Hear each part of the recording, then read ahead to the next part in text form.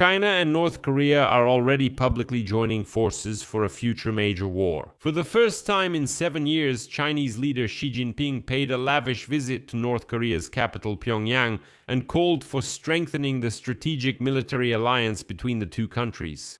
Moreover, from now on, Beijing is not at all shy about its ties with the sanctioned country, especially after the summit between Donald Trump and Xi Jinping in May, which showed that the US is indeed ready to make concessions. And here is the new reality for you. Xi Jinping assured Kim Jong-un that China will not back down from its commitments to protect North Korea's common interests and to support the DPRK leader. And he added that neighbors should strengthen strategic ties and firmly defend their sovereignty, security, and development interests. And suddenly, Western media admit that North Korea's economy has not only developed but actually prospered in recent years despite the West's attempts to isolate the country. So, let's sum up Xi Jinping's visit to North Korea and how it relates to the trilateral alliance of China, Russia, and the DPRK. My name is Alexei Pecci, and before we begin, I ask you to subscribe to this YouTube channel, give it a like, leave any comment you want, and also subscribe to my Telegram channel, Pecci News. The link is in the description. We post breaking news there as soon as it comes in.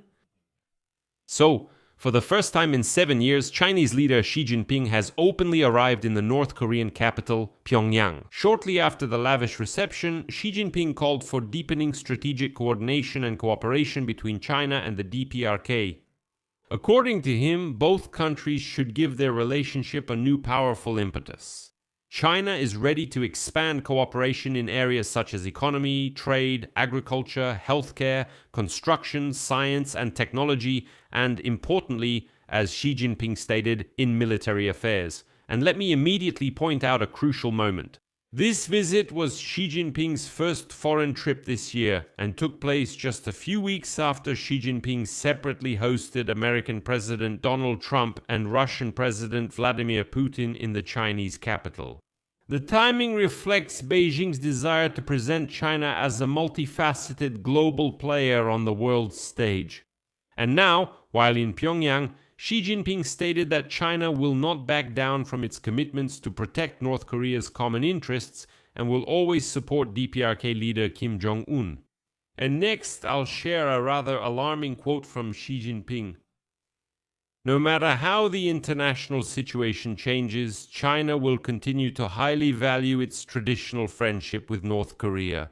China's firm support for the leadership of Comrade General Secretary of the Workers' Party of Korea, Kim Jong-un, in the socialist construction of the DPRK will remain unchanged, as will its firm determination to protect common interests and a favorable strategic environment. The relationship between the DPRK and China is at a new historical starting point.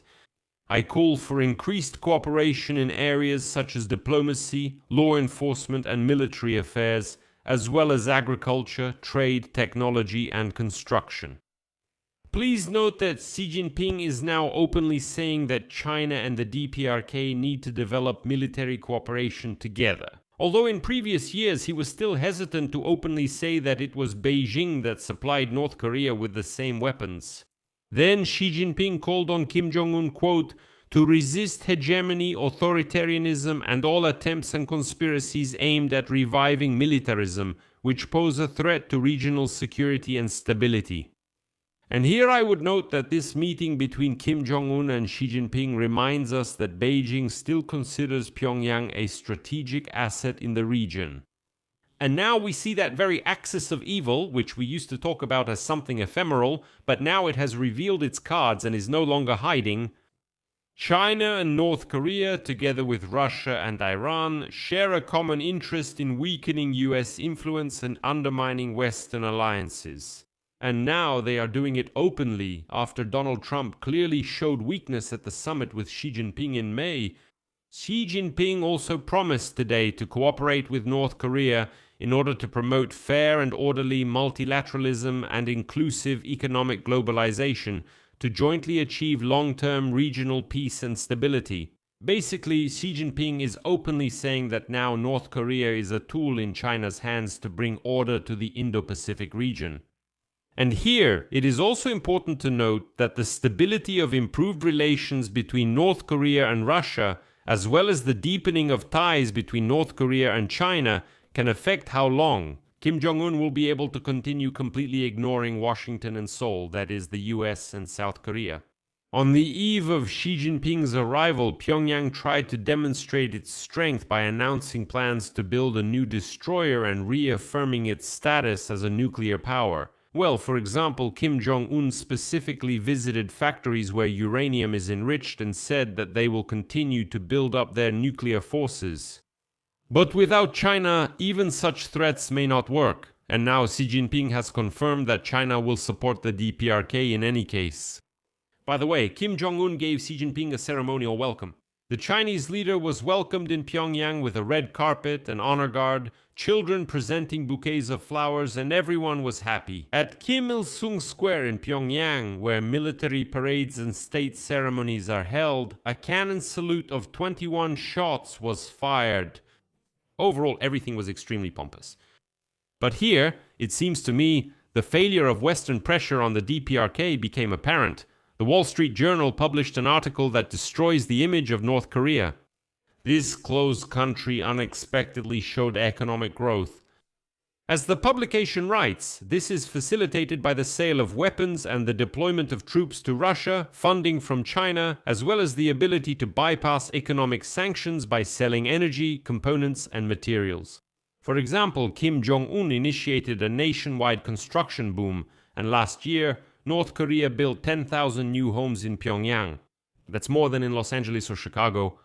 But outside the capital, North Korea remains poor, of course, and almost half of its 26 million residents are undernourished. That's according to an official UN report.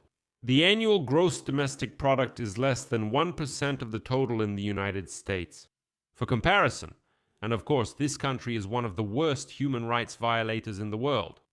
Nevertheless, I'll give you the Wall Street Journal quote that struck me the most. Quote, South Korean think tanks publish reports with headlines, "Sanctions don't show up in satellite images." Thus, the declared economic progress of North Korea is not just propaganda. The activity of ships at North Korea's expanding oil storage facilities has increased sharply. Many parking lots have become more crowded. North Korea now shines at night about 3 times brighter than 5 years ago. That is, you remember those pictures where we saw satellite images showing South Korea all lit up. But North Korea, unfortunately, those images no longer reflect reality. Still, North Korea has also started to light up. And notice that North Korea has even managed to start exporting its petroleum products. It would seem like a country in isolation. It is noted that the country's economic success was achieved because it sent ammunition and more than 15,000 soldiers to the war against Ukraine, of whom a third were killed or wounded. The sale of weapons brought reasons. The North earned billions of dollars according to estimates by the South Korean Institute for Strategy and National Security. Trade volume with China also reached an 8-year high. And now, various Chinese brands are advertising business in North Korea even though this violates sanctions. As a result, while Donald Trump is making his loud statements, China, North Korea, Russia, and Iran are increasingly coalescing into that very axis of evil, and they're not even hiding it anymore. I'll leave it at that. Share your opinions and conclusions in the comments below this episode. Subscribe to the channel, hit the bell, and don't forget to like. That's all for now. Take care of yourselves. Goodbye, everyone.